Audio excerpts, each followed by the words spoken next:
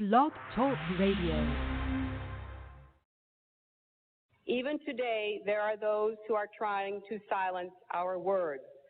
But the voices of this conference and of the women at YRO must be heard loudly and clearly. It is a violation of human rights when babies are denied food or drowned or suffocated or their spines broken simply because they are born girls.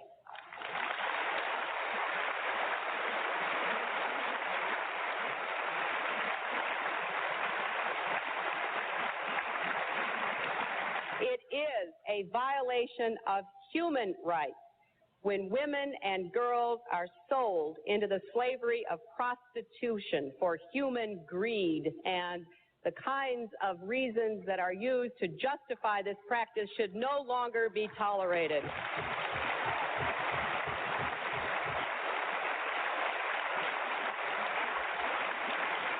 It is a violation of human rights when women are doused with gasoline, set on fire, and burned to death because their marriage dowries are deemed too small.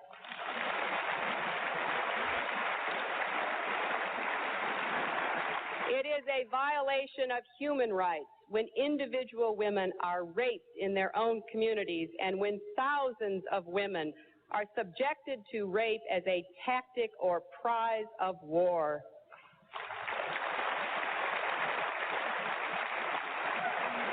It is a violation of human rights when a leading cause of death worldwide among women ages 14 to 44 is the violence they are subjected to in their own homes by their own relatives.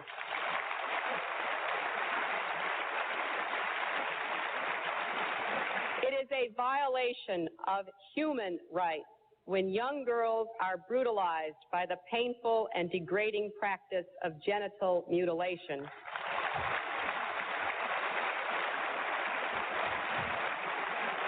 It is a violation of human rights when women are denied the right to plan their own families, and that includes being forced to have abortions or being sterilized against their will.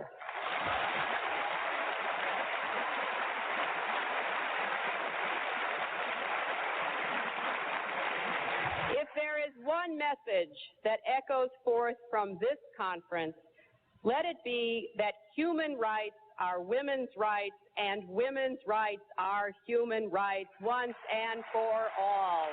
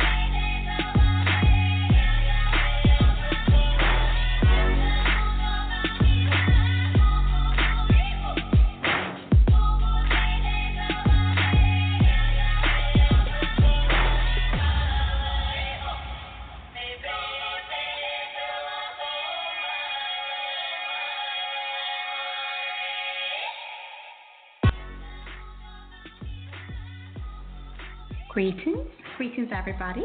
Welcome.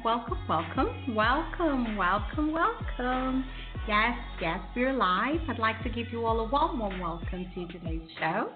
I'm your host, First Faith, and you're live hanging out with us on Her Story Too. As always, I'm glad that you all could make it, especially today. Thank you. I appreciate that. Definitely looking forward to taking your calls as always. I love to hear from you as well.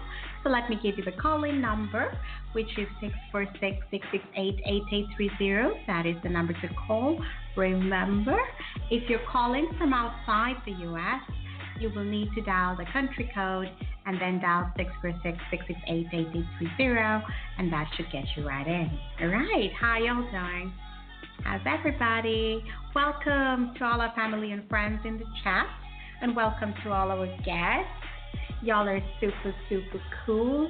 I'd like to remind all of you on the call lines, our ones and our fantastic friends and guests from Florida and California, love to remind you that the chat room is now open and you're most welcome to come on over and join us right here in the chat. If you're very new to Blog Talk Radio or to Her Story 2, all you've got to do is come on over to www.blogtalkradio.com/Her Story 2. That's all you need to do, and then simply click on the link that says sign up if it's your very first time, and that should get you right in. Of course, if this is your home, you just need to click the sign in button, and that should get you right in. Yeah. So welcome. Once again, you're hanging out with us on Her Story 2. Today's show is African Insight. We're going to be discussing women engaging at all levels to give those with less a handout. Yes. I'm your host, of course, Faye. And I'd love to give you all a warm welcome to today's show. So what are we going to do? We're going to do what we do on all of our shows. Today's show is no exception. We're absolutely going to go into what we call our welcome party. Yes. We play some music and y'all can, relax after a long day of work.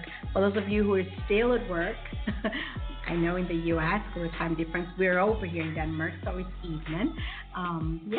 Still, we can relax, shake a leg, move a little bit. For those of you especially who've been seated on the desk, on your desk the whole day, maybe you want to move a little bit.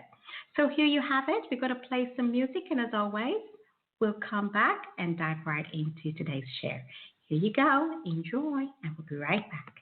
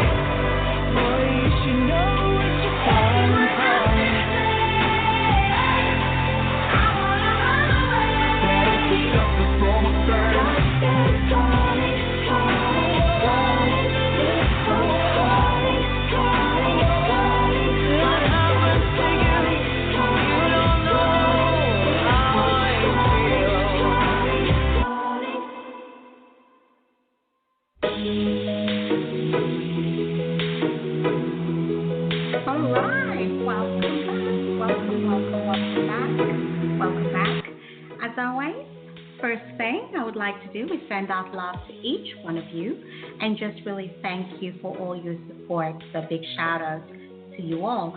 I also want to remind you, as always, that today's show, as well as all of our other shows, are available for you 24/7. So you can actually go back and download, and listen to all Her Story 2 shows anytime you want. Oh, his story. Oh, I totally missed that. Okay, write it again. Drop it again in the chat. History is her story too. Cool. Okay. History. Okay, like history is her story too. Okay. Super cool. Okay. Thank you for sharing that. So before we dive right into today's share, I'd like to invite you all to connect with us on Facebook and on Twitter. Go ahead and connect with us over there at Global Women Social Enterprise. And you can join us on Twitter at GWSE at herstory2__. That should get you right in. Yeah, so let's dive right in. Today's share, yes, taking the step, we will discuss leadership. What type of leadership does Africa need? And what kind of leaders do we have? Yeah, I mean, there's a lot of discussions about mentoring, role models, women on boards, women in leadership. So, y'all are smarty smurfs, and these are the questions that y'all have hit me up with. But this one really caught my attention. What is the role that women can play in their own development? And I think that's pretty cool and very important because, I mean, we talk a lot about, mentoring and empowering, but if we look at the bigger picture, what role can women play, right? I thought that was very important. Thank you for sharing that, whoever shared that. Another question that was posed was, where are the women placed in this process? And this is also a question that is addressed in the discussion I'm about to share with you all in a couple seconds, so bear with me. They also pose the question, is it equitable? We will also touch on the hard questions, which is also posed in the discussion I'm about to share with you. And these tough questions are, what are still the barriers that we are facing as women and girls? And are we hiding behind patriarchy? Yes, that's the big P, right?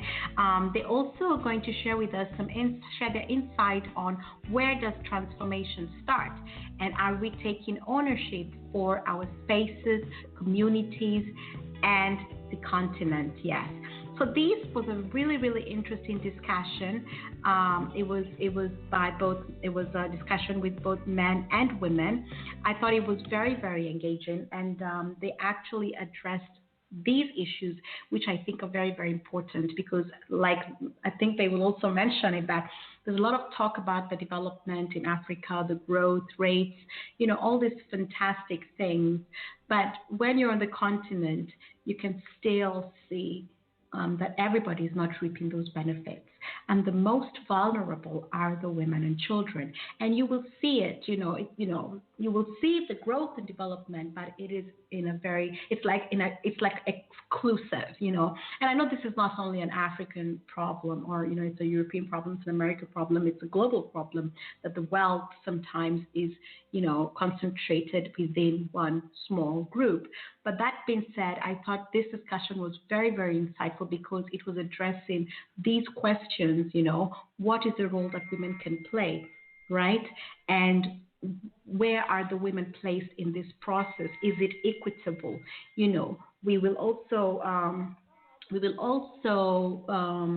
listen very carefully when they talk about women supporting women. And this was really, really interesting because they actually really echoed what women echo across the world. I mean, we're based in Denmark, they're based in Africa. I've had the same, sentiments echoed in the US and, in Asia. So I think this is something that we really need to get a grip on. Okay, let's be the fly on the wall. And if we have time, we'll chop it up. So let's dive right in. Here we go. And we'll be right back. Even at that level where they find themselves in that conflict affected community, what they are actually asking, at least from the experience that we've had in the region, is that give us the skills that we need, give us access to our markets to sell our small businesses and goods that we are trying to produce at the community level, and give us the creative facilities. So if we have our brother here who is a transformer in terms of transforming the local businesses to big corporates, the women want the access to resources. They want the access to go to the market to sell those goods to be able to feed their community. So understand the value of empowering men is not competing with men. It's having men, as Christine always says, men as partners in that transformation. Thank you, Brenda. And the Senator wanted to, Ambassador, and then we'll have the Senator. I just wanted to correct my brother, who's been a good friend for many years. He mentioned the jungle and the law of the jungle. But I'd like to tell you that even though the lion is king of the jungle, it is the lioness, Simba Marara, that hunts for the prize. But also to point out, it's nice to be put in the box and to be told to be nice and soft and sweet and feminine and wear nice floral perfume and red lipstick. But you must remember that at the workplace, we are partners. At the workplace, we are peers. In the corporate sector, we are competitors. The issue I think you want to raise is the difference between the workplace and the home. Because as women, we're innately women, and nature makes us so, and that doesn't change whether a woman is a CEO, whether a woman is a president, whether a woman is commander-in-chief, or in the army, or in the police, or the head chef, because she remains innately a woman. So we shouldn't be categorized, because if you go to the army and you decide that you want to put on makeup and floral, perfume, woe unto you if you're not promoted, and don't come crying to us as women leaders and say that it is unfair, because all is fair in the workplace. I think I deserve a rejoinder on that one. Thank you very much. It's a very interesting topic to discuss, but I believe that what we are looking for at the end of the day is a sustainable social community.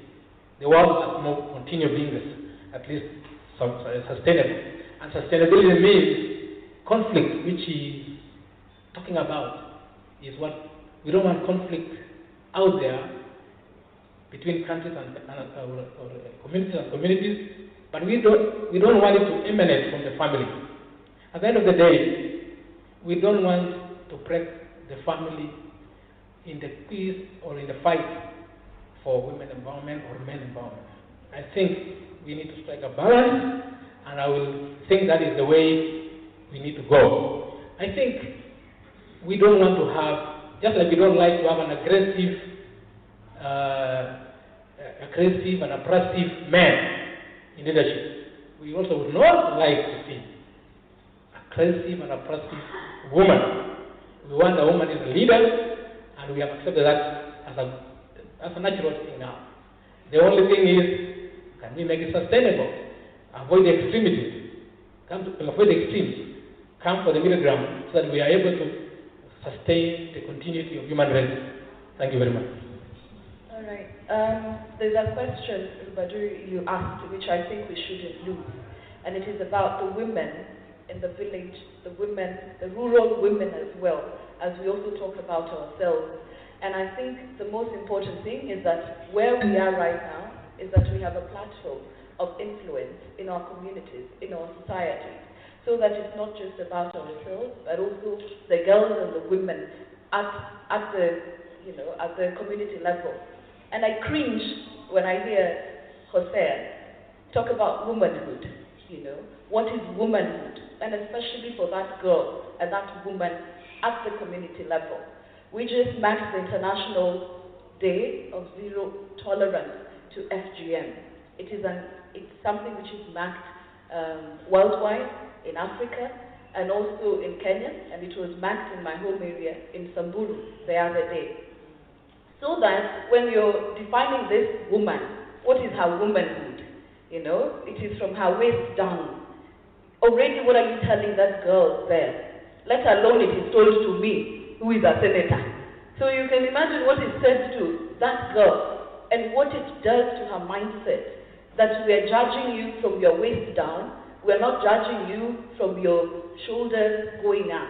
So that when we start saying, no, the woman has to be like this, so now she has to go through FGM, she has to be married, she has to be, and probably Ali even, and have a certain number of children, while the men are, doing the same thing, divorcing every day. And who said when families break, it's the woman? Who said it's only the woman's fault? So really, I think at the workplace, and in terms of giving girls and women opportunities to be the best that they can be, let it be at an equal playing ground. What they do beyond that, let it be their choices really. So that after that, and we mark the day in Samburu, if you go to Facebook pages now, the men are saying, you can't leave our culture. You have to go through FGM. And these are educated men, really. It breaks my heart. It really, really breaks my heart. If our young men would actually say, no, we will not judge. They actually say children of a woman who has not gone through FGM is a child of a girl. And you need to be a child of a woman. If you go to Facebook, you're going to see it. If you Google. And it is the men who are saying this. It's not them who have problems giving birth. It's not them who have problems, doing all, everything that comes with FGM. So I think really we should stop defining our women, and especially the girls and the women at the community level. And if we don't speak out for them, we might think it's all play and everything when we're discussing ourselves.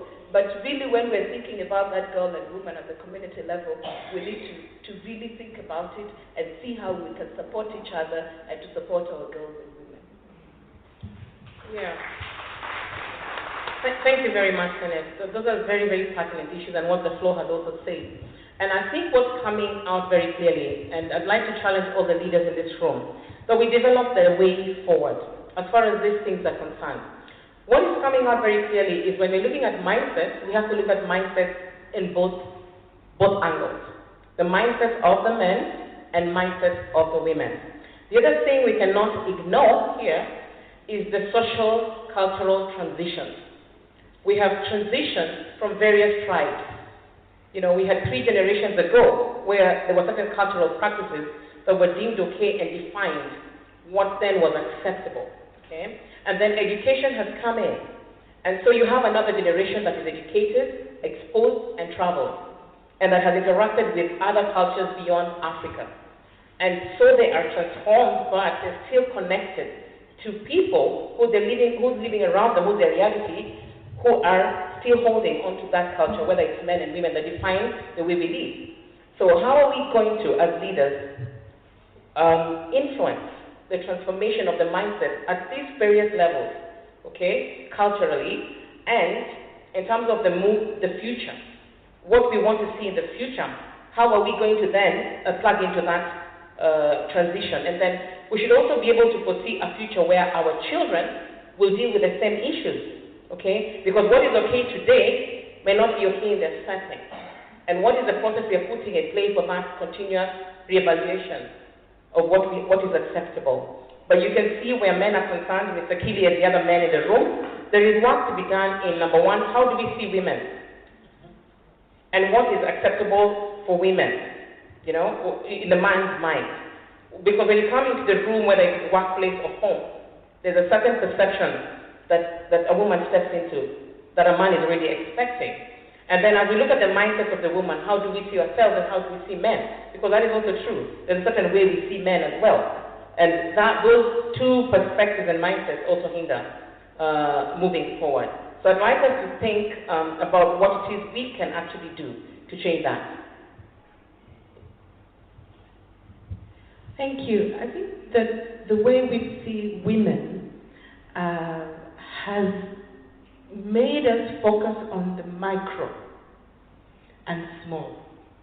And whenever we talk about, women's empowerment, we think about small projects. And I think we discussed it yesterday, little projects, micro projects.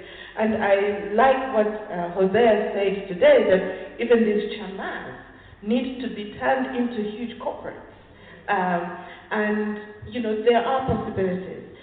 When Laura and Victoria were talking about the figures in the market, the job market, the job market cannot absorb. You mentioned in the room that we have 500,000 graduates a year, but jobs are only available for 100,000.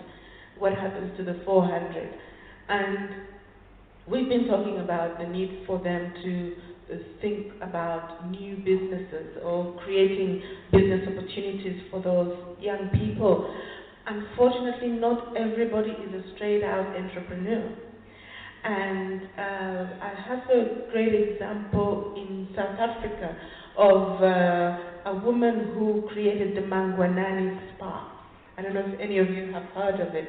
It's a brilliant social but very profitable enterprise where she goes into the communities and picks out young women and girls who want to work.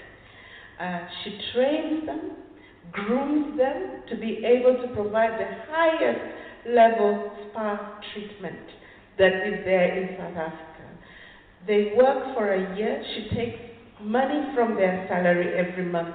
At the end of 1 year, if they performed well, she asks them if they would like to buy shares in the company. And so the majority of the workers are owners of the business.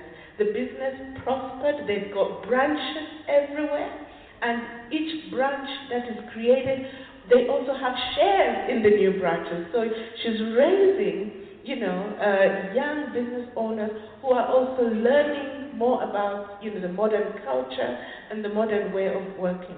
So while we should indeed encourage women to start from where they are, small, we need to have the vision of the big picture in mind to raise them from livelihood.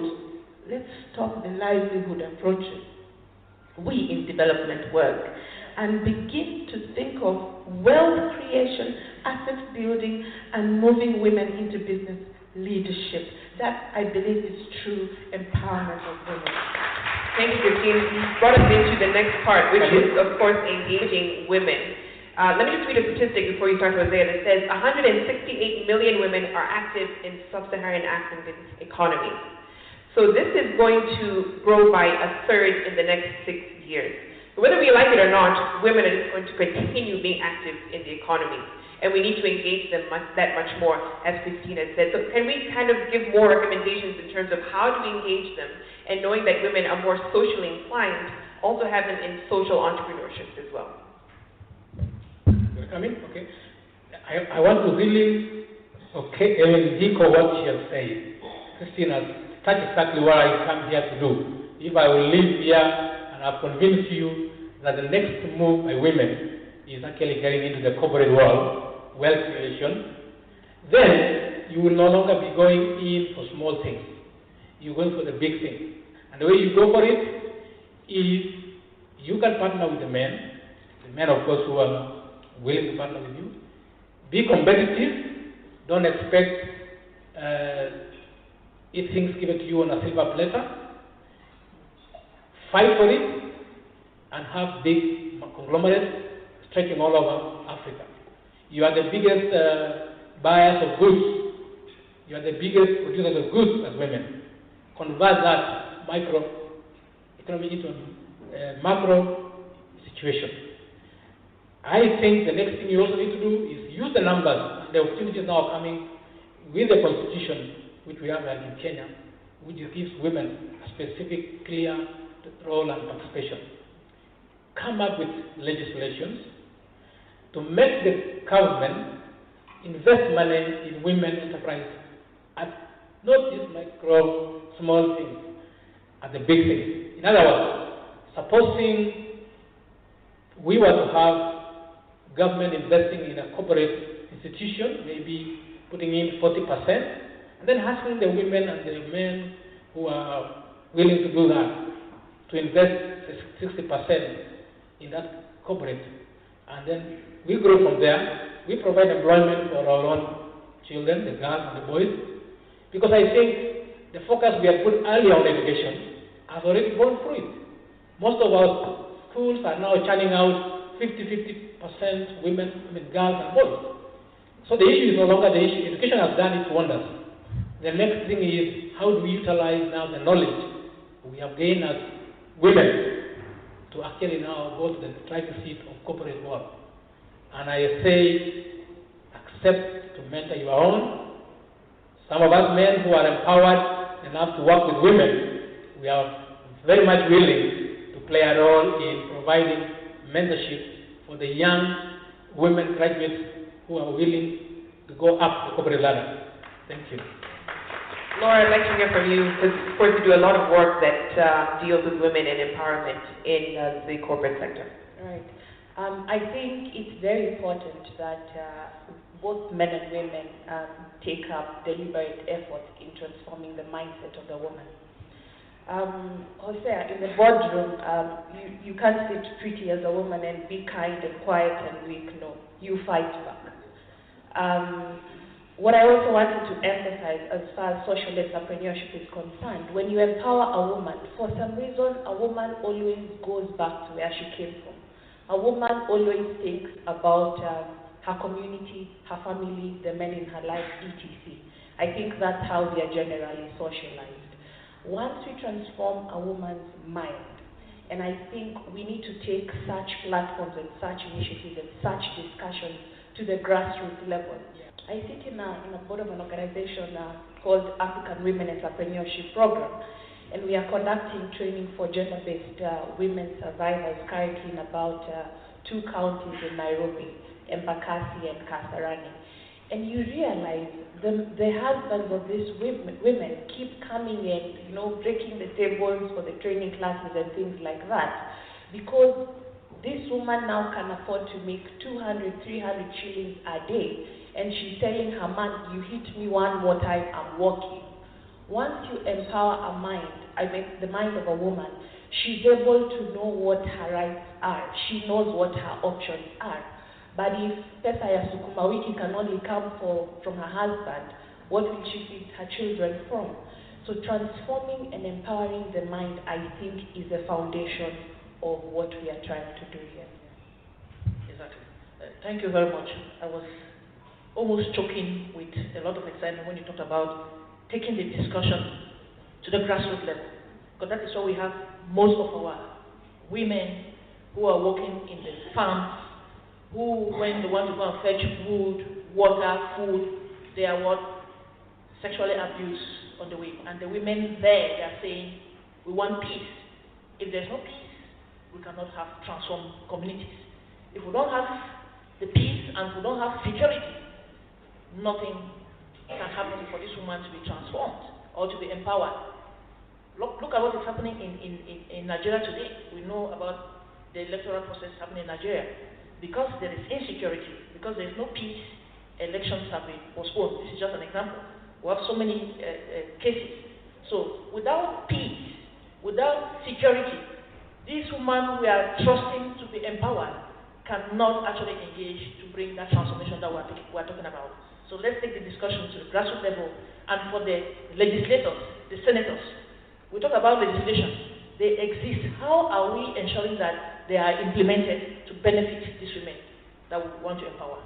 So we need to implement the legislation. Where we need to revise them, we should revise them and ensure that they transform the lives of the women for what we want for the communities. All right. Very quickly, I also don't want us to be very hard on Hosea. I want to agree on one thing with him, that probably doesn't know how to put it right. Let me try and put it right for you. How women, and I think that's what he means when he says, don't wear the trousers and come fighting. It is not a negative thing. We should realize that we also have attributes as women which we can use, to soften them, okay, I'm not saying, in the other way, but we also have attributes which we can use as women to convince. It is women, even in each time of conflict. I've been a champion for peace myself, and I go and speak to men. There's no woman who carries a gun and goes to fight. It is the men. But most of the time, at the lead, at the process, look in Africa, it is the women. And how have they been able to convince these men that please, you need to put those guns down? I have done it myself. But trust me, I had to look for ways, attributes that we have. We're passionate, we are all the feminine qualities that we have, and not look at them as weakness. But how can we use them to transform? How can we use it even in the boardroom to convince? When you meet this board member and this one use your whatever, at the end of the day, you will have achieved what you wanted without being abrasive and without making them also putting us aside. So I think really, maybe that is what you mean, that we use our attributes that are God-given to be able to transform and to change the situations that we are in. Secondly, I like what Christine also said, because we are able, we can do both the grassroots and also at the corporate level. And yesterday we had an interesting discussion as the women parliamentarians, those of us who sit in the executive, in terms of businesses, in terms of economic opportunities that are there in Africa. We're going into mining and oil, really. How many women do we have in that sector? Is the environment conducive? We go for these launches, and you're just there as a legislator. Half of the room are just men, and one or two daring women. And we were asking ourselves as policy makers, how do we make the environment conducive for women to get into this very lucrative and businesses which will define Africa in a couple of years, and it's actually also defining. And also, just to say, and even these companies that are coming to do big businesses, constructing the railway, the roads, what percentage is there for the locals? And we should be now debating what percent should be there for women and young people. In this, and they have the capacity, they have the brains, they have everything. They can actually do it if given the opportunity. And I think our president has set a very good precedent in Kenya with the 30% procurement. It is working in some areas. In some areas, we also have to do much more. The loans that are also given to women and young people, but also, as you said, not just the micro. We want to be in oil and mining as well. And how do we create these opportunities for our women? How do we ensure also the skills are transferred by the expatriates who come here to build the roads and to do all these things to our women and to our young people? And we're actually thinking about it, and very soon we will be bringing a legislation to see that it actually happens and to create that environment. Yeah, I'd just like to add on to the twofold strategy that I think is important if we're going to have impact as women. The reason we have this platform here today is it's very important to bring the leaders together, representing all the sectors, because first, the leaders are the people in charge of creating an enabling environment, the infrastructure that is required for then whatever happens at the grassroots to happen. The leaders form the vision and are responsible for sharing that vision with the people on the ground and bringing in the input for the people on the ground to that vision, so that whatever it is that we agree is something that will work for everybody. When I look at the public procurement policy and law that our president has put in place, it's a fantastic initiative to empower women. But when you look at the statistics, Madam Senator, I wouldn't be as optimistic as you are in terms of like how well it's working, because I'm very involved in the implementation of that with the Ministry of Devolution. And what we are seeing there is that 204 billion Kenya shillings has been set aside for women, and not even 5% of that has been taken up over the last 2 years. And what we are seeing is the government has really tried to open up the procurement processes and the tendering processes for women, but still women are not taking. And in my opinion, it could be twofold, the problem. One is the mindset of women. Women don't believe that they are worthy of big things. Why women do we not believe that we are worthy of big things? In fact, right now, what the men in parliament are saying, that's a waste of money you're allocating. 2 years, 204 billion has not been used, give it to us. You're giving women, but they're not ready to take it. And once we lose it, that opportunity is gone. So I think in our mindsets, we have to convince ourselves to expect and want big things. And I agree with you when you say, oil, energy, gas, mining, construction. Women fear those areas, but it's about time that we engage in those areas.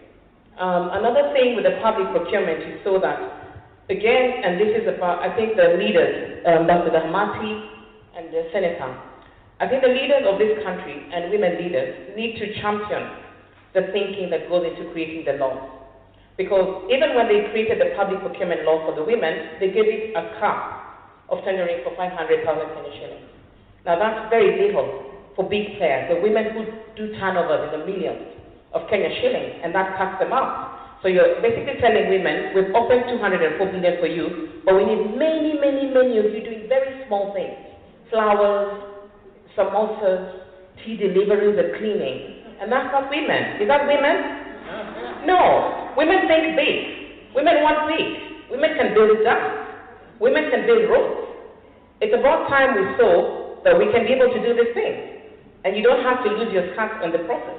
Just how much you go into it. I want, Nyagani, that's wonderful. You're speaking now my language. I'm saying, get out of the comfort zone. I mean, doing the things which are traditionally seen to be women. I want to say that as a CEO, I have opened up opportunities for women and young people in procurement. When I do that, unfortunately, I never get any contractor woman. I never get any serious billion figure service provider woman. So what's wrong? What's the problem? The problem is that the leading entrepreneur women who have made it because they are not working together. This thing you've got to work together. You've got to put the efforts together, the money together, and start a big business, and then come and you get the work. I mean, we are really spending backwards to give any woman who comes with a big business to come to do business with us. So the opportunity is available. I think the next level is get into corporate world. I want also to give another secret to opening up this area.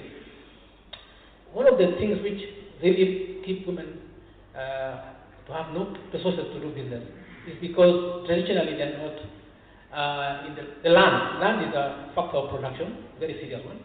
But women don't hold land. Why do they hold land? Because of the traditional barriers that women cannot inherit or something. Now, I want us to find a way around that.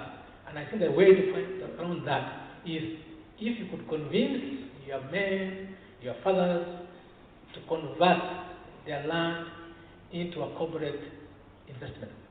In other words, have the land registered in a company name with shares which can now be transferred from daughter to son to father. At the moment, when you say transfer the land, men get cheated.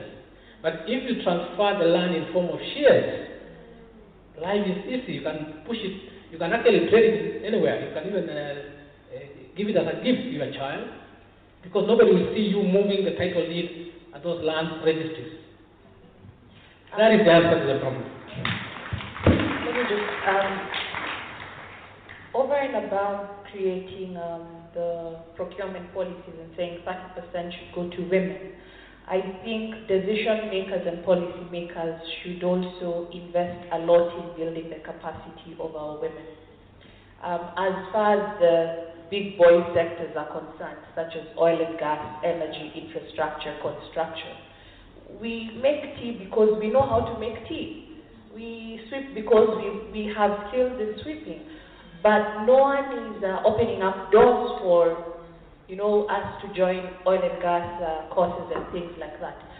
So as much as we are dedicating as a government quite a bit of financing and opportunity, 30% for women to bring goods and services, I think at this stage and at this point in time, most of that money should go towards building the capacity of the women to be able to step up to the game.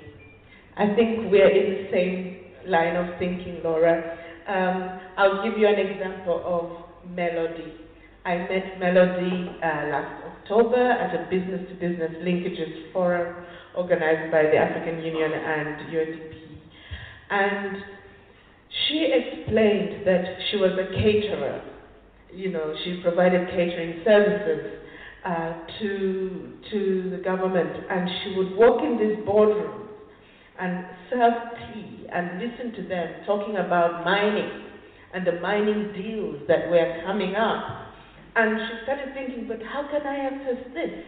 Fortunately, the government of South Africa, the Ministry of Mines and Energy was led by our current Executive Director, Madame Phumzile Mlambo-Ngcuka, who started a big training initiative for women in mining, where they didn't just provide a training, but they took the women to the mines to see what it means to be a miner and a mine owner.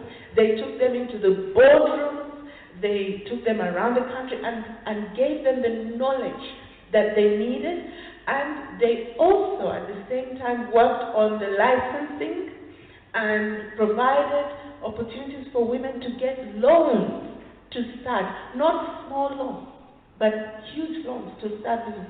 She's now one of the biggest miners, in South Africa. She owns, I think it's either a gold mine, because she said, women tend to go into the stones, the gems, those are small businesses, while the guys go for diamonds and oil and all of that. So it's about creating not just an environment through policy, but very deliberate initiatives to build the capacity of women and to create the space for them to enter into those businesses. In fact, in September, October, UN Women, together with our partners, we will be holding a gender women in mining share fair, here in Nairobi, bringing women all over Africa to see how can women actually get into the sector. What could create the enabling environment? Could we have an investment platform for women in mining? We need to do the same also in oil and gas. And I know that there are companies like Toolkit that are beginning to bring women into the construction sector. So we need those kinds of initiatives to really, open up the space for women. Yeah, I couldn't agree more. I really could not agree more. One other area I would add to what Christine and the rest of the panelists have said is to simplify. I think if we demystify and simplify these very male-dominated areas to women, they would be less threatened to step into that. And if we started at various levels, for the big players and for the small players, we could have more women engaged in these sectors, oil, energy, gas, and extractive. One example I have that would just be very simple and practical for me would be the women at the bottom of the pyramid. You find in Kenya, house help sits by the roadside in certain locations, so that whoever wants a maid can come and pick one for the day. And they do work and they go. But you find that now we have more supply than demand. So you find a lot of them sit through the day, and most of them go home without work. One of the things I think that we can do immediately to transform this is there a sector called construction that, again, in the mind of women is just complexly difficult, okay? But for example, if we took these women and we just trained them on masonry or on plastering or just the small things that, are not complex to do and would be simple to do, we immediately do two things. We create employment, so they don't have to go out of, without work on that day. They have money, so they're economically empowered. And two, we're expanding into that construction space and playing into it at the lower level, even as we do more for the women at the higher level. Now, for the women at the higher level, what I have seen has worked, because I'm in the Association of Women Constructors in Kenya, a very, very hard sector that women find hard to play in. And tendering is very, very, very difficult in these areas, because there are men who've been in this sector for many years, and they have all the equipment, they have all the money. So what we have done as women is we have pulled together. Women, it's about time to network and connect and collaborate. We have pulled together as women who are all members of this construction authority and are contractors. And what we have done is we all come together, and together we then form masters. Our resources then are big. We then can tender. We then can get work. Okay? And then now we're getting into that space that is previously male-dominated, and the sector that we're saying you need a lot of money to clean becomes simplified and possible. So I think that's another thing that we can do, is connect and collaborate more in whatever area and sector that you're in. My recommendation to you, my dear sister, this conference is titled the Timeless Women's Conference, Healed Heals.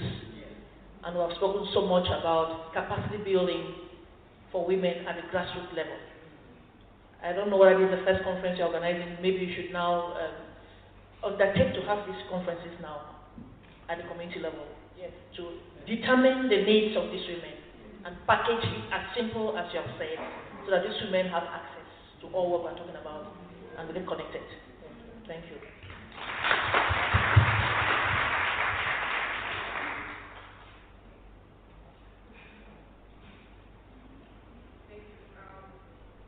What I'm seeing and getting from the conversation here is policy regulation is great. Sometimes it takes a bit longer. And when we have practical and at times instant response to the needs of women, we're probably more likely to see an impactful change when it comes to, especially women at the grassroots.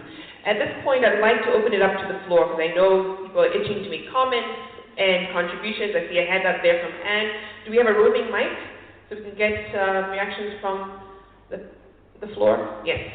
So we'll start with Anne, and then there's another woman right to her left there. Thank you. In fact, I just want to add on what has already been alluded. My concern is we are sharing here to see what level a woman can be taken up there from the down where we are, because we've seen the gap between a woman and a man, and this is a fact. We cannot neglect this. So one thing that I've noted, and this is also out of my experience, is that there is an open up there for women. I start with the taking of position. When there are positions which we need to compete, there is this chance why we need to compare ourselves to a man. When men are competing for a position, they look up, they look for something. What is it that can make that man to take up that position? And men sometimes give chance to each other because they find, okay, me, I'm not suitable for this position. This one can take up that position. And this, sometimes women, we lack that giving chance to another woman. This is where sometimes we lose for ourselves to get into better positions. So sometimes because maybe a suitable person or woman has taken up that position, now she feels insecure because she knows there's other women behind her or surrounding her who would do better in that position. And because of that insecurity, she's taken up that position. Now she just erupts herself alone up there, lifting away those capable women far away because she feels insecure. And that, okay, this is my experience. This is my observation. We're sharing here. Now, with that, you find that a woman, once it's taken that position, maybe the position has a period of 2 years, 5 years.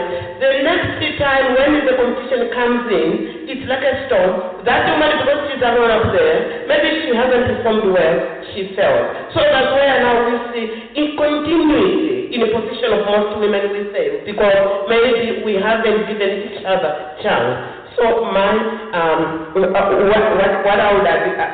what I would say is we should try to give each other some chance, so that if it's me, I'm near taking up the position, and I should know that I think my neighbor, somebody close to me, can do better here than what I can do. Let us give each other a chance. This is what we need to do as women, and we are lacking in there. We don't give each other a chance in most cases, and we need to see that.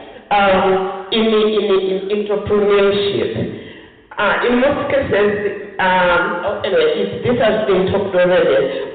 Women sometimes we feel like behind, and this has been talked a lot. That sometimes we find that maybe because I'm a woman I cannot do much, because I'm a woman our business are so small.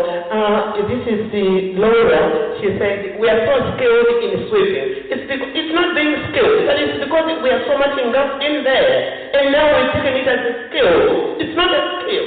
We have stayed so long in that kind of work and we take it as a skill. But it's not a skill.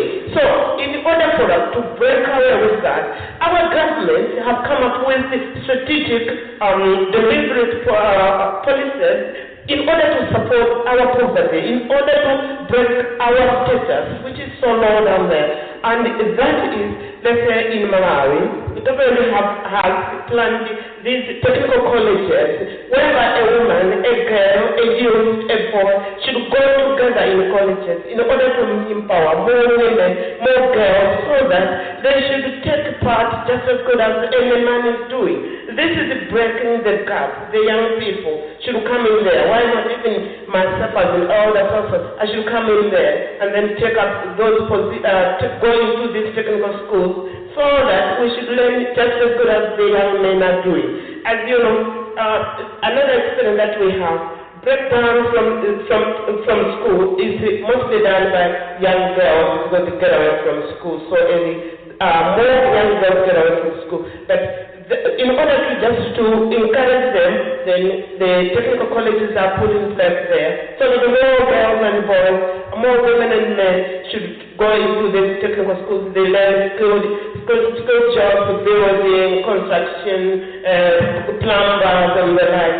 So that in so doing, we don't just look at it getting employed, but at least you can be creative and then enter into these small scale businesses and develop into big businesses. Why not join hands now, become cooperative? So here I think it's an important issue that as women, we need to hold hands together, and this has been talked strongly already, that we need to hold hands together so that we should take ourselves up there in order for us to fare well among men. Thank you. Thank you. Yes, so we should definitely recognize, I think that the mic should be passed on, recognize the abilities of our fellow ladies to see tangible development and to scale up vocational training. The lady there in white? Yes. Thank you. I'm Petronila from True North Leadership Africa. I do work closely with young women and girls. You've talked a lot about mindset, changing mindset positively. For me, I do work with informal settlement, that's slums, and what I do mostly, I go into the slum. There are girls who are school dropouts and some are young mothers. I went in as a coach. I'm a meta coach. What I do is pick onto their weaknesses. What is it that they don't know, they want to know? And what is it that made them drop out of school? Is it early pregnancy, or is it because of the family issues? Or is it the economy or the finance? So it's not about they don't know what they want. They know what they want. They just need somebody to hold their hands and take them there. I looked on what the Ministry of Health and Sanitation does. They decided to come from down to upward, whereby they went into the society and train the community health workers. That is a nice initiative. That's why I decided that I started from the grassroots going upward. With women, we have that gap. We have those people who are left. Those women who are high and those women who are low. You find that those women who are down, they don't have anybody to share with their ideas. And that is why I decided as a coach, I do mentor and coach young women just to reach their desire. We've got women working with mindset is not only about changing the negatives they have. It's implementing and realizing their values. What do they value? What do they want? What is their purpose? What is their intention? And what is the meaning that it gives them to them? Does it give to them having that? So when you work with a woman, you realize you're working with the whole society. change one woman or you change one girl, the family wants to know why is it that you've done this young girl that was not done to reach where she is. You find that the whole family is involved. So when you're working with young women or girls, you involve the whole society.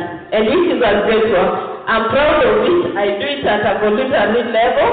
And since I did my course as a meta coach, 2012, I've managed to win like around 18 girls who have gone back to school. And I'm not only going back to school, pursuing their courses, pursuing the passion of their heart.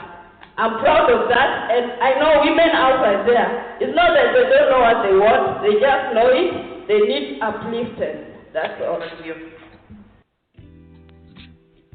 All right, welcome back. There you have it. That was a very, very insightful discussion on what we discussed earlier, women engaging at all levels to give those with less a hand up.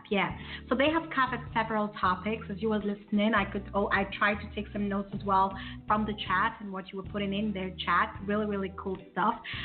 But what they were addressing are basically what type of leadership does Africa need and what kind of leaders do we have.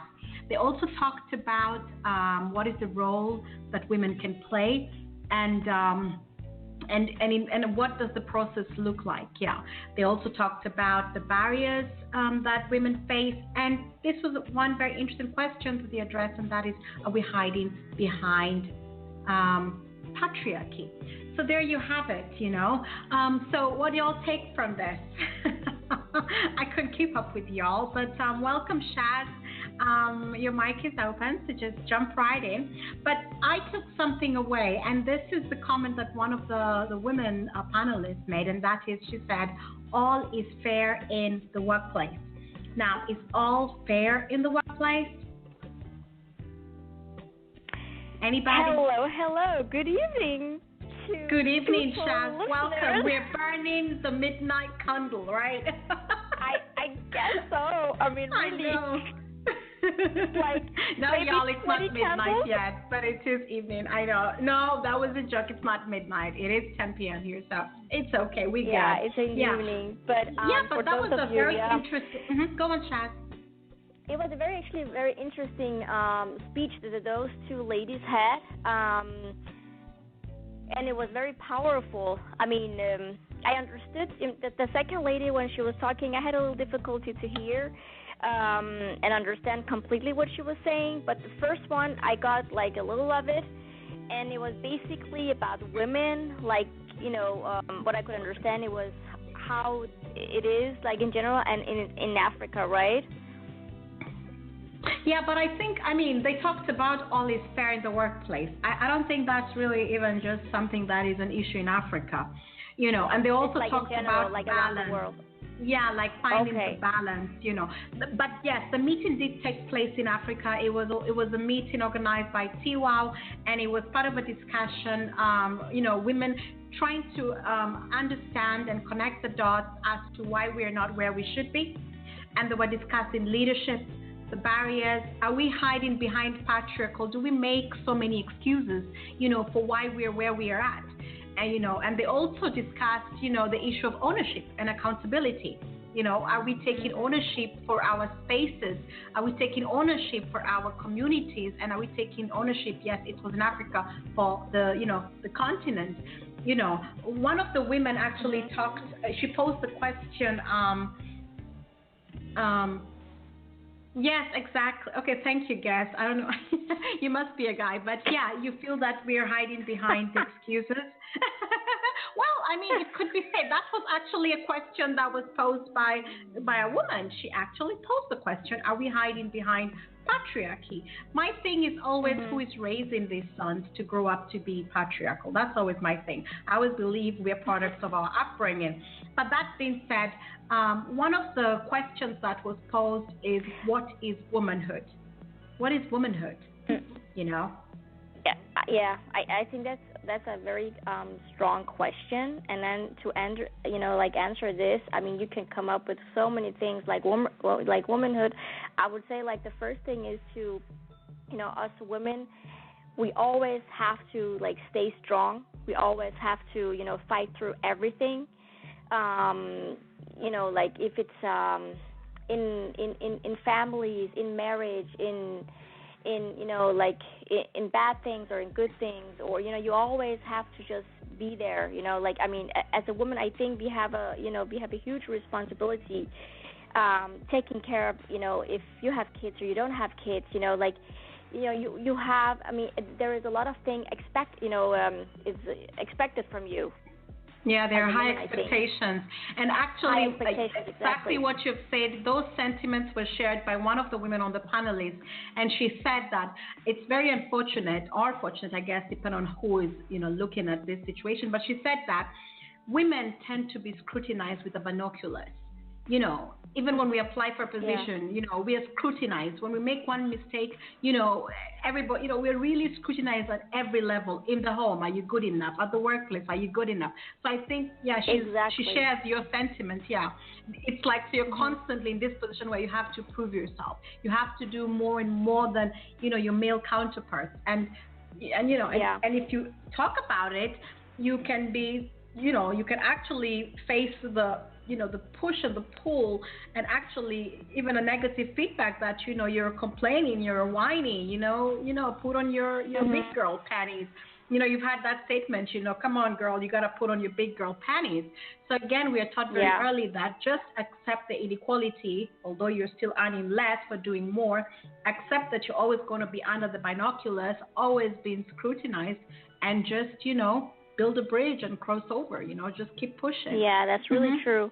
It's really true what you're saying there, because like as a woman also, there's always this competition like between women. It's like, are you doing your stuff at home? Are you better than me? Like, are you cooking? Are you doing this? I think there is a lot of things, between, those kind of stuff like amongst women. Like this is just like around the world. It doesn't have to do anything with the culture or anything, but I think even like at work, there is always some kind of like, women always want to compare themselves. Let's say if you have like, if you have a manager that is as a woman, it's like really like they always want to, show something like I'm better than you, comparing if you have a man or as a teacher or like as a professor. It's really like, I think because I don't think that man has it like this. I think they have easier, I think it's for them, it's easier to just, we just do this or we just going to let it go. They don't have so much like competition between them, like, or maybe they have, and but that it's not is like actually a very unhealthy. It's an unhealthy competition, and exactly what you said. I'm not sure how long you were on the call lines, but there was this lady who actually said, she actually, she I guess she stood up, raised her hand, and she said, today I'm just going to share. And what she shared was very interesting. She shared her experience in general, in the workplace, at home, basically just interacting with women at all levels, professionally and personally. And she said that sometimes a woman will be offered a position that she's not maybe highly competent for. And she knows many women who are more competent and better suited for this position. But she will not reach out to these women and tell them, hey, you know what? That does not float my boat. That is not my area, but it's your area. Why don't you take that up? But instead she'll go ahead and take this position, and then she'll underperform, and then all women will be thrown under that bucket. Because remember, we said we are scrutinized with the binoculars. So already she came in, we say, you come in limping. You are not walking on both feet. You already came in limping because you are not the best for the position, and you didn't want to give it to your sister girl who is top of the class, she's on top of her game, and she's better than you. Yeah. Exactly. If I know you're good in math and I'm good in biology, and I'm given a job where it's just going to be 100% math, maybe I can learn, but who is really, let's keep it real, who is better for this position? If it's really not you, then it's, that it's not going to be, you're not even going to be happy with it.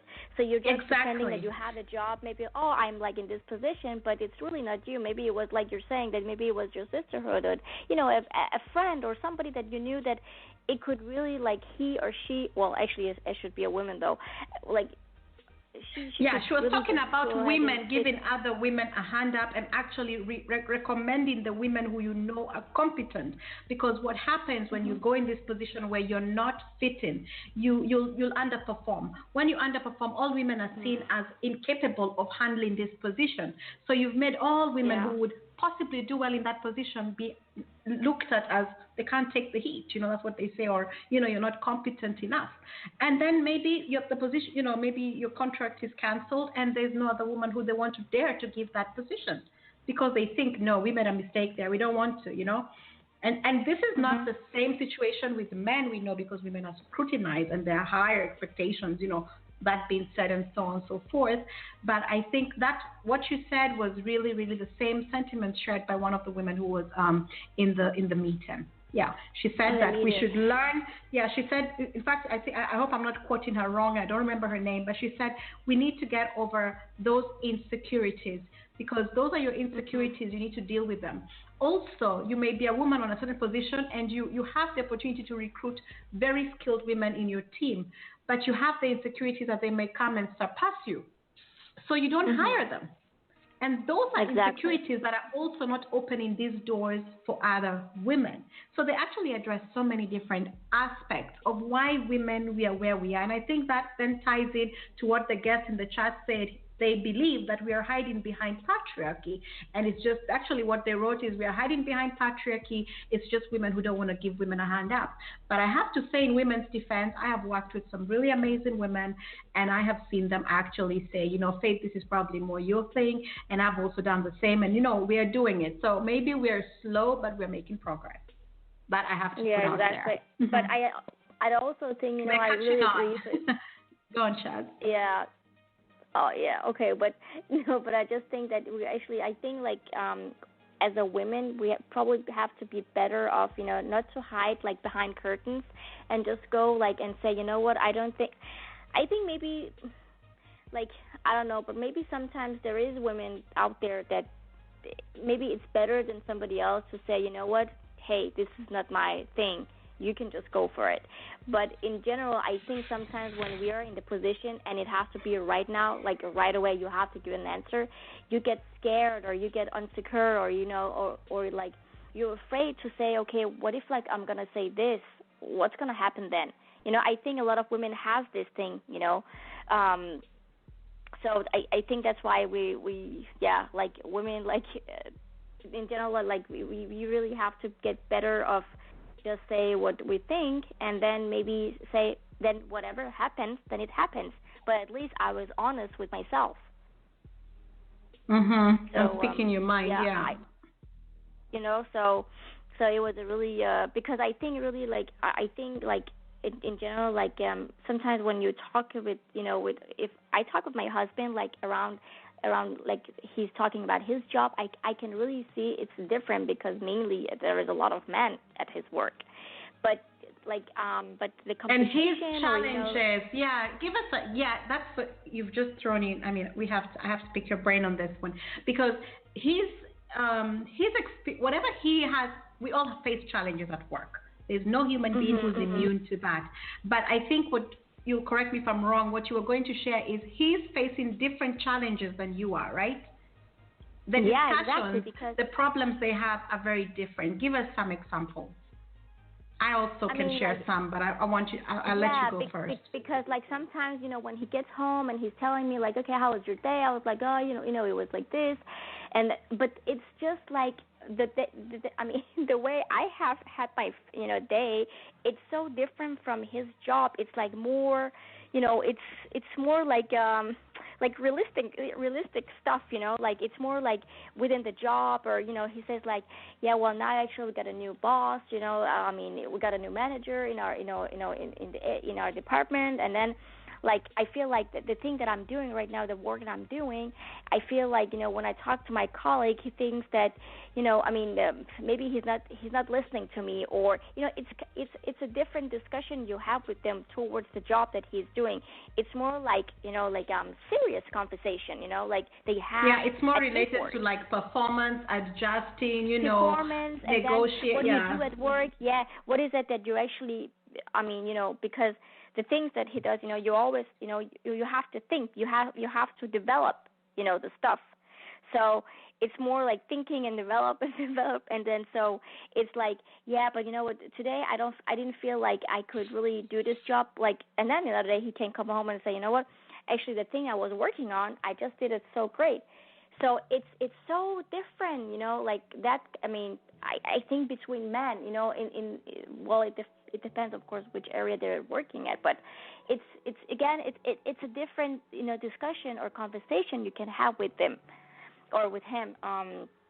So it's just like in general, I think it also depends, like, I mean, what is it that you, what do you do at work, and what is your position, and what kind of discussion do you have with the people that actually works with you, with your coworkers, That is a what huge kind of part discussions of it as well. do they have? What kind of discussions do they have? Because you said they're all guys.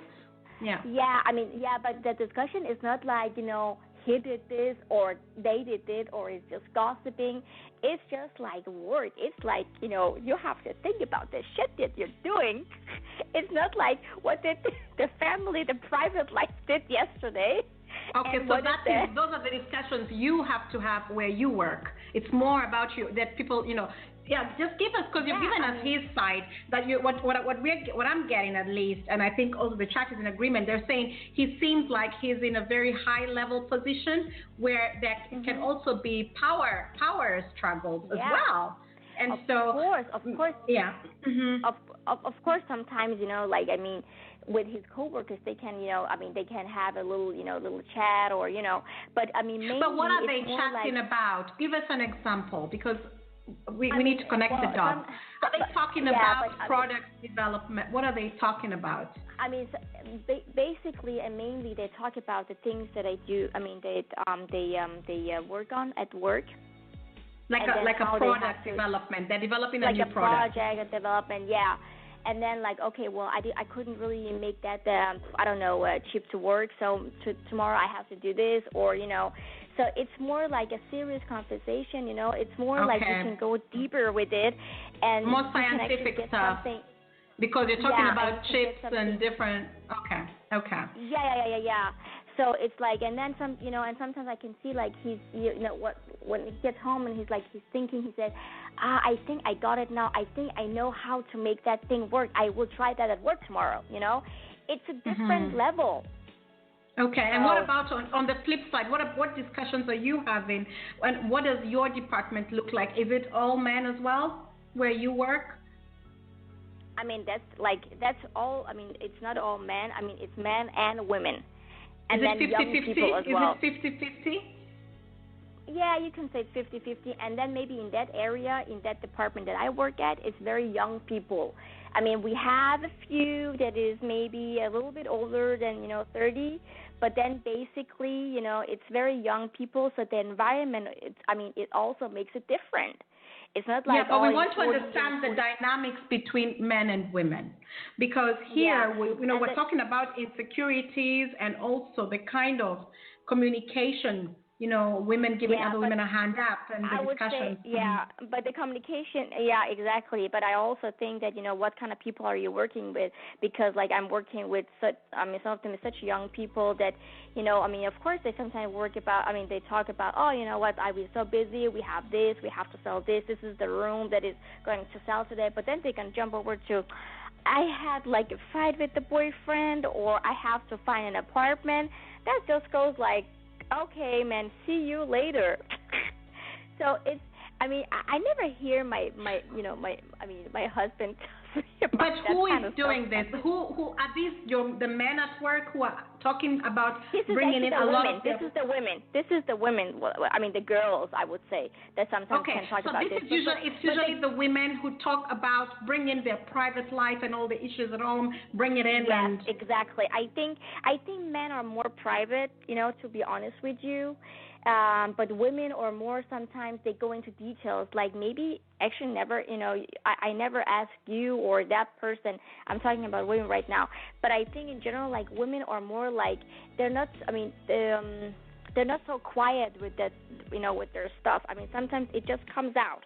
But but men are more like, I say sometimes they don't say that much, and they're more private with their life. So you don't know what's going on.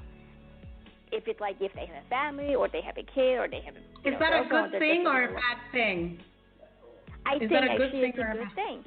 I think it's a good thing because of course you're not supposed to be a robot when you come at work. You're not supposed to be like, you can always, I would say that you can, but you have to, you have to know your limit. You have to know like, this is work. This is not something. Of course you spend more time at work than sometimes you do at home, but still it's work. It's a company that you work for. So give me an example. People are saying they don't really get it. This is from the chat. They're saying we don't get it. What is the issue? Everybody asks, how was your weekend? This is small talk. It's very natural. But they don't really get the distinctive. What is it? Let me finish the question. Let me tell you what they're asking. They're asking, what is it? Give us an example, because you've told us, like, where your husband works with all men. They're talking about product development, innovating, looking for ways to build products. That's mostly even, whatever arguments or discussions they have around, it's around that, more work related. But you were saying where you work, it's different. Give us an example. What are they talking about? What are they asking?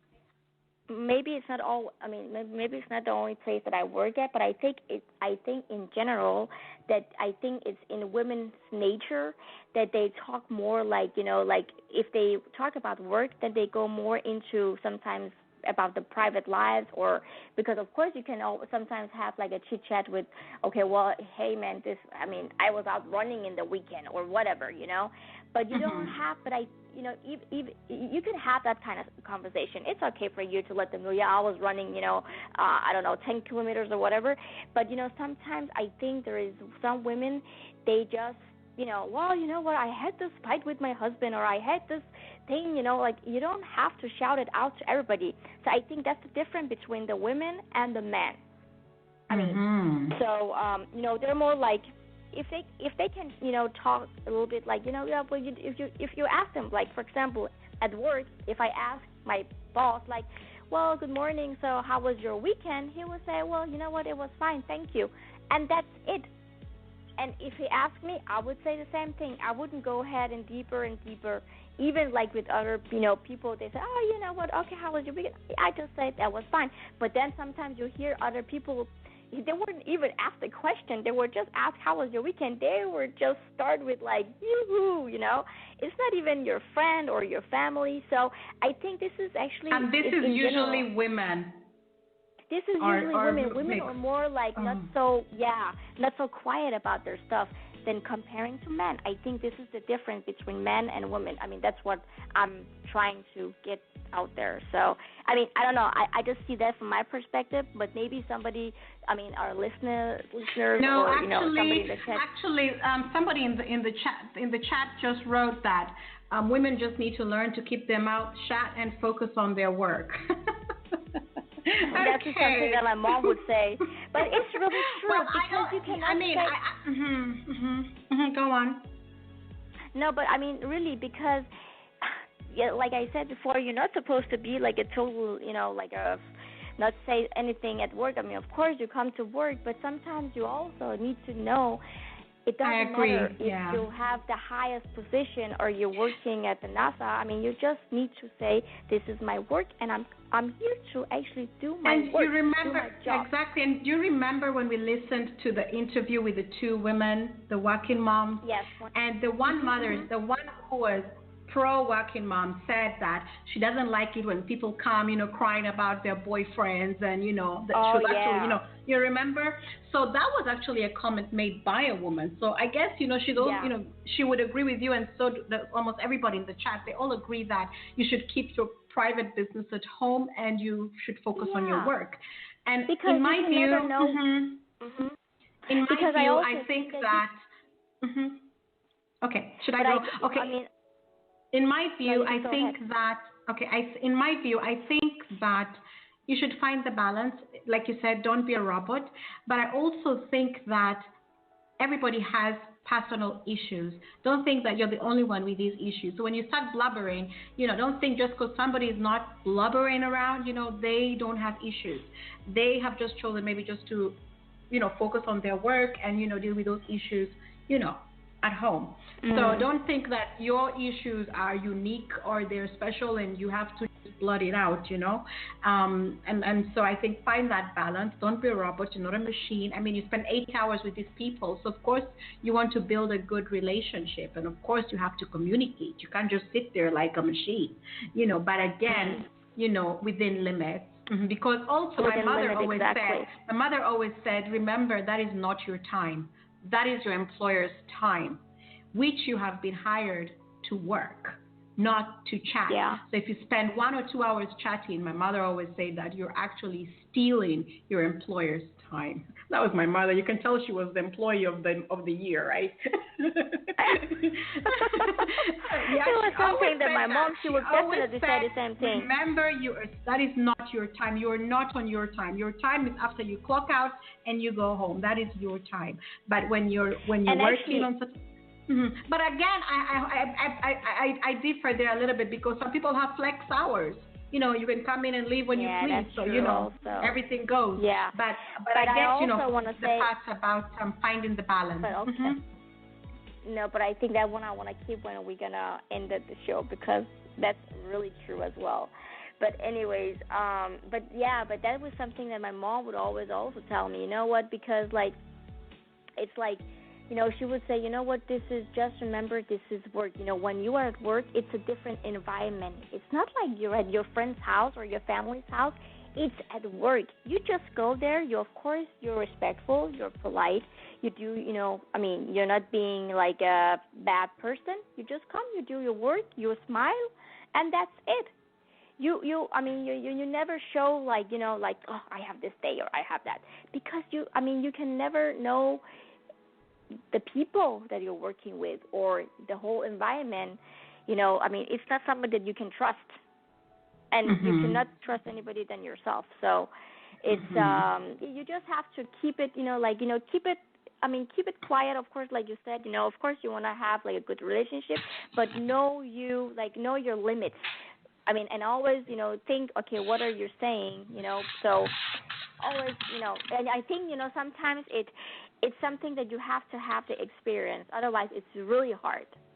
Otherwise, it comes with time. It's very normal. That the thing I said, what if I say it wrong? Yeah. Because if you're not so experienced, you would say, but I didn't say anything wrong. I just said what I thought or I felt or whatever, So. We both know that experience of somebody. We cannot say the full story, but we both know somebody who actually spoke their mind, and that actually got them fired. They were asked a question, and they were asked to be very honest and candid about it, and they actually gave a very honest and candid response. And they were told, you know what, sorry, but you're fired. We can't have you here anymore. So that's why I think what Shaz is actually giving you guys a little bit of a, heads up. Don't just run your mouth, even when sometimes you're told. We want to hear your honest opinion. Your honest opinion may not really be welcome. It's like cutting, exactly. It's like cutting like a cotton by little, but you always still smile to them because they would never know what you think. Another point that was made in the discussion was about mentorship. Shaz, what are your thoughts on mentorship? What is it like exactly? I don't get the question. Mentorship, when you have somebody who maybe has an experience that is, more experienced. Oh, somebody that's like going to mentor me or? Yeah. Or Oh, yeah. I think it's a good thing to, learn something new from people that are experienced. Because they made the comment and said that women need more mentors. I don't know. Yeah. You know what I always think? Do we need more mentors, depends. or are we just? Yeah, I know, right? Because we have mentors. People have forget mentors, that your mentor doesn't always have to be, Hillary Clinton or Oprah Winfrey. It's your mother. It's your auntie. Oh, it's like your a role model. sisters. Like, who are you it's looking? everybody around you who it can mentor you in the different areas of your life. Sometimes a lot of your resources are just in front of you. But, everyone wants to go for that, and I'm not saying don't go for people in high levels. Absolutely go for that, but don't ignore some of the wise people who are within your space, right in your houses. Go ahead, Shannon. Yeah, but no, I think I remember once my sister, she went on maternity leave, and I had to work with this girl, and at first I was like, oh, she probably doesn't know anything, but when she came, I was like, man, her brain is full. So actually then she learned, I learned something from her, that she was experiencing something with the computer that I never thought about. And she actually told me, her brother was a computer nerd. So, but I think, when you look at, sometimes when you look at people, you think oh, man, does she know anything or does he know anything? But when they start, you can really, and she was really also good of, learning you, okay, you just have to do this and this and this. So I think sometimes teaching it's good, mm-hmm. Yeah. Sometimes, and I like that approach, the way you put it, it was more like a mentorship exchange, in tandem. You were given, it was like a give and take. You guys found that balance. I can learn from you, you can learn from me. I think that's really cool. Yeah, and I was so happy, and I even thanked her. I said, I'm so happy. I said, look, now I'm learning you something, and I have learned something from you, and she was so happy. You could really see that she got so, I'm so new here, but I learned this employee that she has been here, she didn't know. But sometimes if you're not so technical, so then it's good. But I think in general that but you know what, Shaz, I just want to let you know what you told her. A lot of people would never have admitted to a new employee that they are actually better than them in a certain way. You know what I mean? Because they want to feel like you're the one who's come and I'm the know-it-all. I know, I'm going to teach you. And, they would not, even if they could see it, some people actually get intimidated by that and might even start teaching the person supposed to be teaching less and less and less. I've actually seen somebody do that in a place where I worked. And lucky for her, we were 3 in that department. So we were looking at this girl girl, you're not learning half of what you're supposed to be learning. So we took her to the side and just gave her, a little bit of a hand up, because we noticed that she was not being given everything that she needs to know to actually do the job really, really well. So there's also that thing that's something new. The person training you can actually withhold a lot of valuable information to make you do your job very well, which will make you make very big mistakes and make you look like you just don't have, your brain doesn't work, but actually you were not trained well. And the mistakes you're making is because you were not given the right tools. That I think is coming from a place of insecurity. You don't have please don't do exactly. that. And I also give it all, let them do their job well.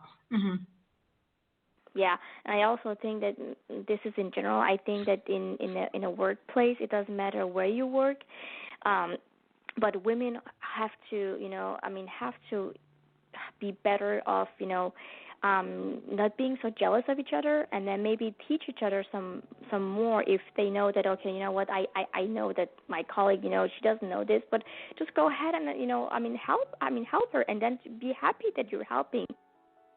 Be honest when you're actually it's like we're missing that in our environment, and that this is just in general. I think this is something around the world, that there is more jealousy and competition between women that there is between men. And what you've said was also discussed. Yeah, you're hitting. You're really you were right there in the meeting with these women, because one of the women actually said.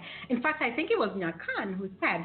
She said that a lot of times we have this exactly what you've said. We believe that women are jealous, and we know not all women are jealous, but again, you don't know which is which, right? You can't pick through the pack.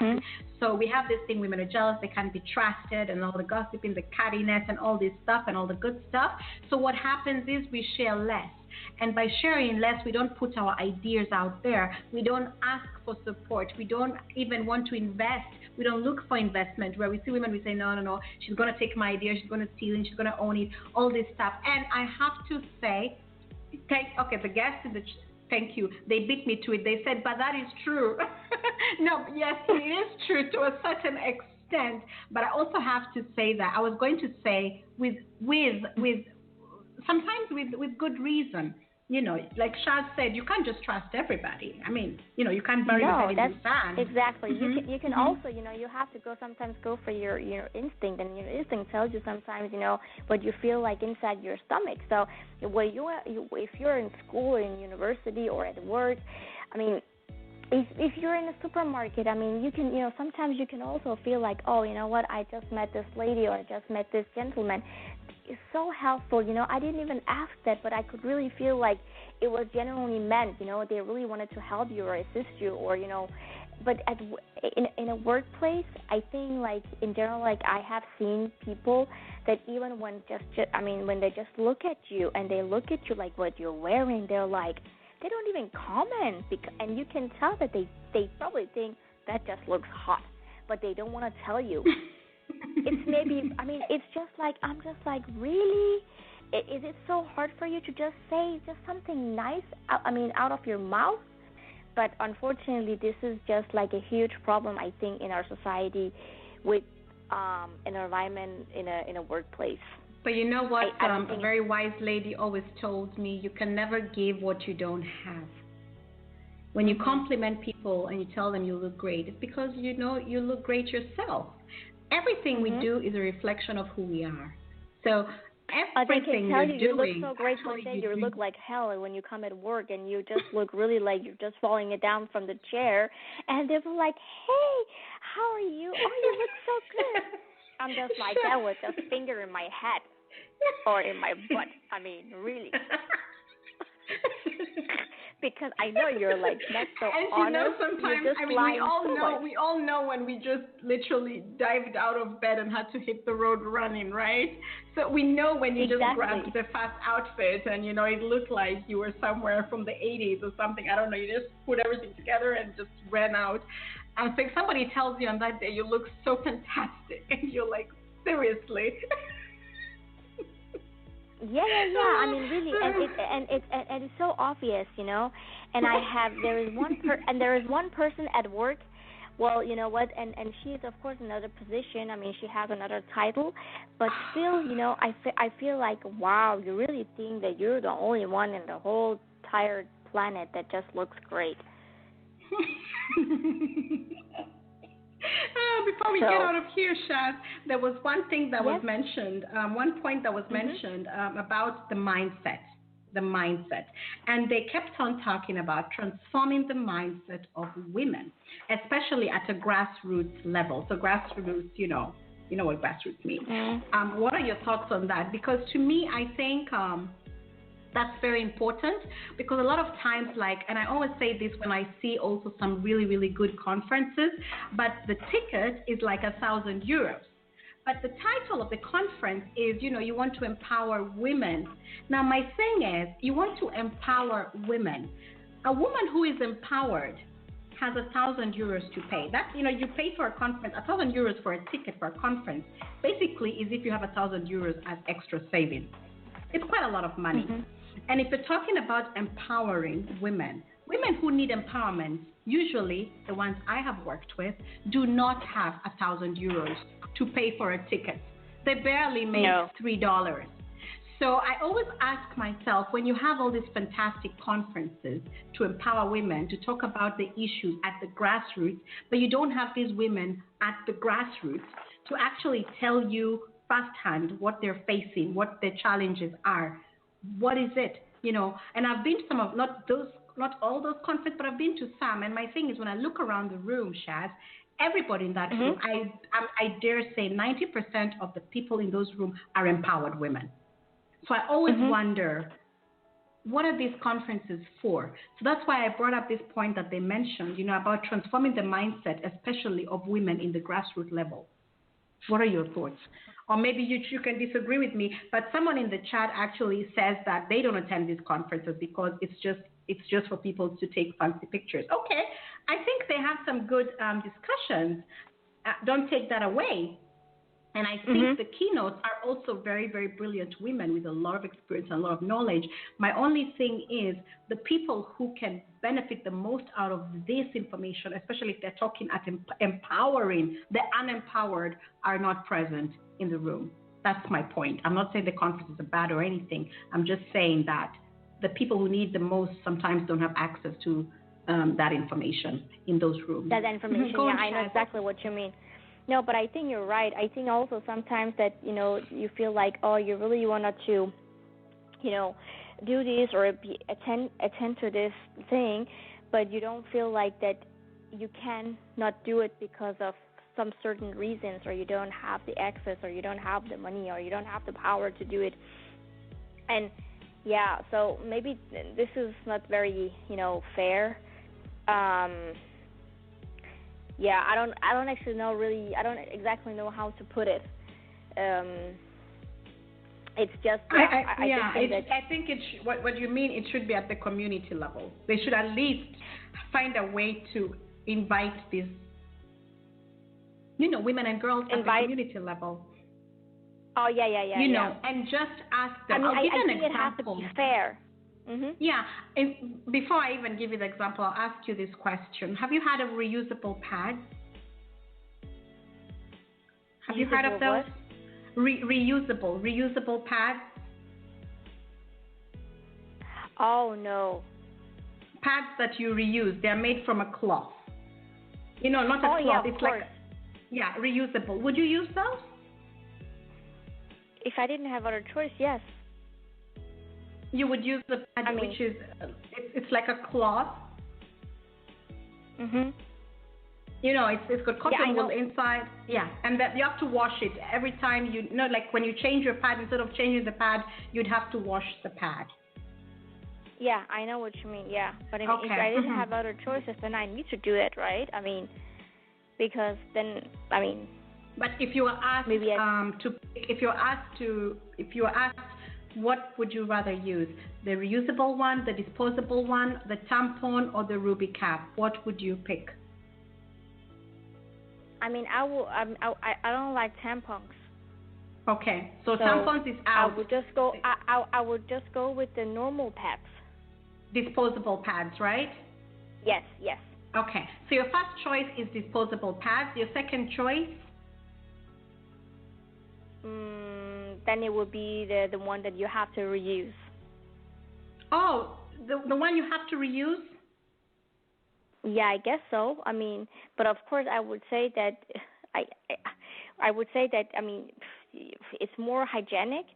It's definitely hygienic to use the one that you can. The ones that you just only one time use, and then you have to throw it out, and then you have to use another one again. Okay, but this is interesting feedback. So you have 4 choices to make, and you're going to put first choice, second choice, third choice, fourth choice. Your first choice is the disposable pads. Your second choice is the reusable pad, the cloth. Yeah, if I don't have, let's say I cannot afford to buy the ones that you can just use one time and then throw it away, then I guess I need to go to the one that is, that I have to reuse it. Like I have to wash it and then use it. So you wake up in the morning and What other options do you have? What other options do I have? I've given you the 4 options. You have 4 options: the disposable, okay, so I have the reusable, the tampon, and the ruby cap or the cap. What's the ruby caps? It's a cap that you insert in your vagina, and then it. Oh, okay. Well, those 2 tampon, and the other one is just out. So those 2. Go out with them because I don't like to use that kind of stuff. Okay, so you would wear. So imagine. So now it's early in the morning. So it's early in the morning. You're getting ready to go to work. Yeah. All right. So tell me how your day would work with the reusable pad. It wouldn't go that well because I will be in the restroom the 24/8 hours I'm at work. Thank you. So I'm wondering. So I want you to think of your day and your lifestyle. I have to use. Yeah. Then the toilet will be locked, and they would think somebody has fainted in there. But no, it would be that. Of course, I would use the one that it's only one time use, and then throw it out, and then use the new one. normal pads. Okay. Because I didn't want to use the wouldn't. tampon or the other one. So those Okay. two are out of my options. So I only have two options to choose from. And of course, I would just go with the one that is, one-time use, and then you throw it out, and then you go for another one. Okay. I would go, my first choice would be the disposable pad, like you, just throw out. I don't like the tampons and the cup, not really. But no. If I consider my day, I would never even consider a reusable pad, because I don't know, do you have time to wash it? No. And then what kind, you're not, you're in the public. Think of finding public toilets with clean water, with all this. It would be too messy for me. Blood and all. Still get that in our day? Is it still possible to get that kind of thing? Yes, I think it was only in the old days. No, these reusable pads are they're winning really good prizes for a solution, especially for girls in the developing world. But all the girls that I have spoken to, the first thing they say is, I would never use it. Young girls cannot even imagine looking at blood, which many people don't like to look at the blood. And imagine you have to wash this blood. This is a lot of, Shaz, you know how much blood we have to wash. Yeah, I know. That's just not so fun. Yeah. Some of the young girls who I spoke to, their response was like, ew, oh my God, no. And that was in Denmark. That was also some girls who I asked to do a survey in the U.S., in Africa. They don't want to use it. But yes, they'll use it as a last resort. But I think that we should move away from saying this is good enough for her, but not good enough for me. My thing is, I wouldn't use it. Why should I give her that? And every woman I asked, literally, you're the first woman actually out of, I think, 30 that I've spoken to who has even considered it. Every woman, I was just thinking if I didn't have other options. One. Yeah, so I'm very, that is their argument. But that's their argument. These girls don't have another option. But why should we consider another option? Why should we just consider our option? Why should we say, it's like when you want to build a toilet, you say, no, I'm just going to build a pit latrine for her. No, why don't you just put a proper toilet? So it's always like, this is what is good enough for this girl, but this is what's good enough for us. 29 out of you are number 30, and you are the only one out of 29 women, grown women I've talked to. All of them said the reusable one is not even a question. Most of them, their first option was the tampon. Their second option was the disposable pad. And then they said if they really had no option, they would consider maybe the cup, which they told me is also very disgusting. But the reusable pad is just no-go. That was the response I got. If I was like out of in a desert and I couldn't find a pad, I need to just have something to have between my leg to, hold the blood. So, But we're not talking about in the desert. We're talking about these girls have to go to school. So imagine she's in school the whole day with a reusable pad. How practical is that? She's in class, right? And we have to remember in most of these rural areas, there's water shortage. Hello? Oh, yeah. I know what you mean. Like, there is no water, Exactly. So I question that approach. And my thing is, not only do I question from, like you already mentioned, the hygiene, it's not very hygienic, but also I question, with the water shortage and, the kind of environment they have, they're getting water from the river or the lake, and then they buy the water to cook. So this water that they use to cook is the cleanest water, which of course I would rather she use to wash the pad. But again, between classes, do you have time to wash pads? We don't. We go to the toilet. 30 minutes. No, we don't have time. Your break is 30 minutes. Go eat your lunch. Come back. You'd spend that time washing the pad. So to me, I don't see the practicality of it. On the flip side, I see the hygiene aspect of it, because I think she would not be allowed to use the clean water for cooking, but rather the other kind of water, which I don't think is very hygienic. And in a nutshell, I think we should start looking at these girls like our girls. What would you buy for your own daughter? Do you buy your daughter reusable pads, or do you buy her tampons or disposable then pads? if I had a daughter, then I will, of course, definitely go ahead and then buy the ones that you can only use one time, and then throw it out, and then you take a new one.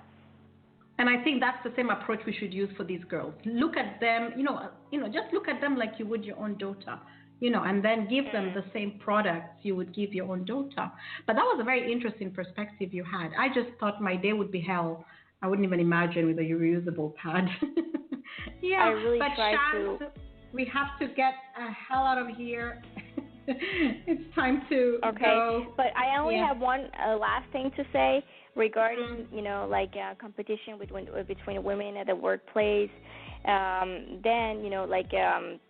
That you don't want to, you're not honest to your colleague because, there is this always jealousy or, you're better than me and all this.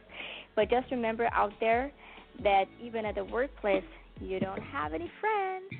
You only have enemies. So that was the last thing. Shaz, but I thought your grandmother said something different. I thought she said everybody is a friend. I mean, people said, because my grandmother said, every time I ask people, they say, "Oh, we have so many friends. We have so many friends." But I'm wondering, people say they have so many friends, but nobody has enemies. So it's just like, it's really true. It's just like sometimes you think everybody's your friend, but you don't know. Yeah. Well, anyways, then we can start another discussion. But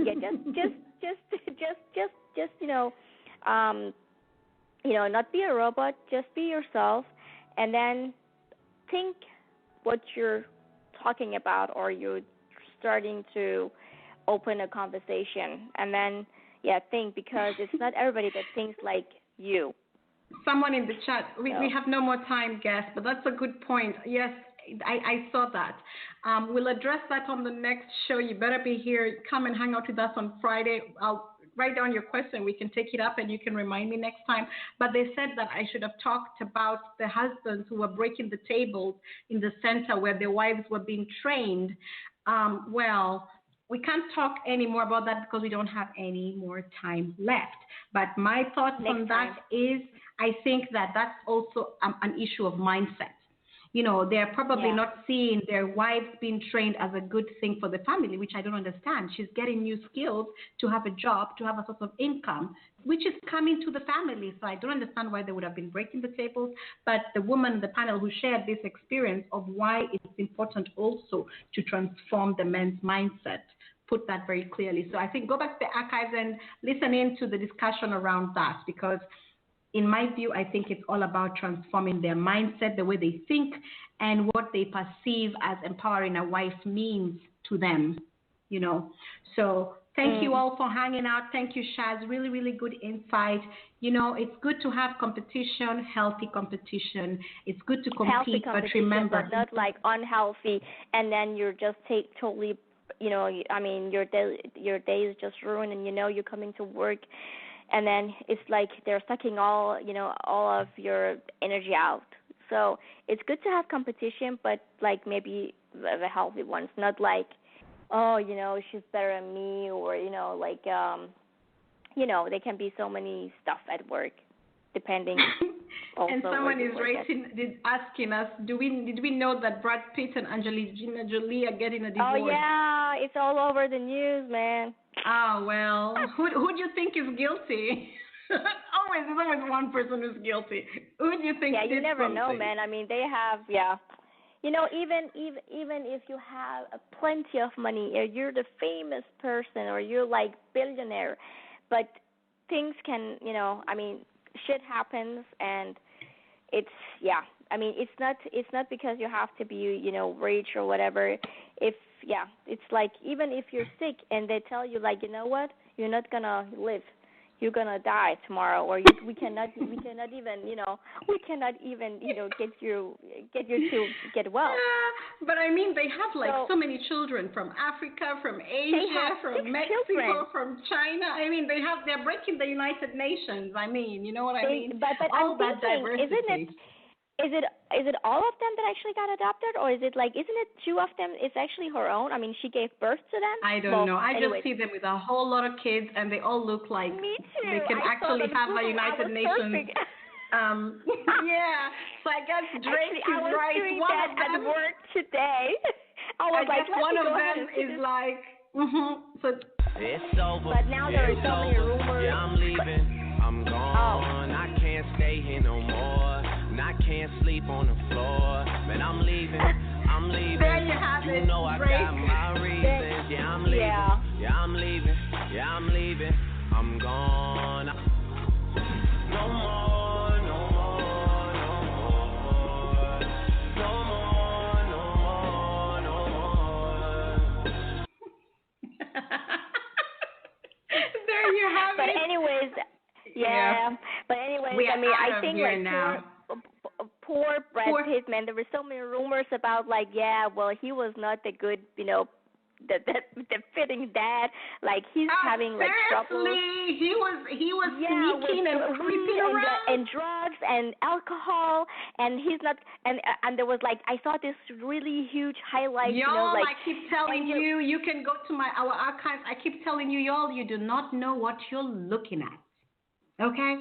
You never know what you're looking at. When you go worshiping people and thinking, it's the money and the fame and the glitz and the glam. In fact, you all need to go and listen to some of my exit shows when I talk about women trafficking, and I keep telling you all, it's just because we have confidentiality when we looked into these cases, but you should know that it is not Tom, Dick, and Harry doing these things. It's some very high-profile people involved in this stuff. So don't always buy into the glitz and the glam and the hype. Don't believe the hype. Exactly. Go on, Shaz, take us out of here. We gotta go, man. Yeah, we need to. Well, I just want to thank our listeners, our chatters, and then just be safe out there and think twice when you say something, either to a friend, to a workplace, to a coworker, and then like shut your mouth. Yeah.